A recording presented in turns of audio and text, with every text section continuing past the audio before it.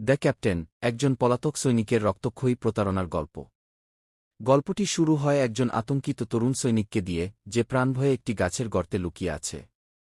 উপরেই তাকে খুঁজে বেড়াচ্ছে জার্মান নাৎসি বাহিনীর একজন অফিসার। এই তরুণটি আসলে একজন পলাতক সৈনিক, ডেজার্টার। নাৎসিদের কাছে শত্রুর চেয়েও নিজের দলের পলাতক সৈনিকদের শাস্তি ছিল অনেক বেশি ভয়ঙ্কর। ধরা পড়লে তার মৃত্যু নিশ্চিত। সে গাছের গর্তে দীর্ঘক্ষণ নিথর হয়ে বসে থাকে। সন্ধ্যা নামলে যখন চারপাশ নিঝুম হয়ে আসে, সে সাবধানে মাথা বের করে।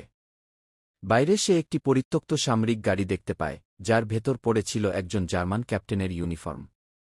ক্ষমতার প্রতীক এই ইউনিফর্মটি দেখে তার মাথায় এক দুর্ধর্ষ বুদ্ধি খেলে যায়। সে নিজের নোংরা পোশাক ছেড়ে ক্যাপ্টেনের পোশাকটি পরে নেয় এবং থুতু দিয়ে নিজের মুখের কাদা পরিষ্কার করে।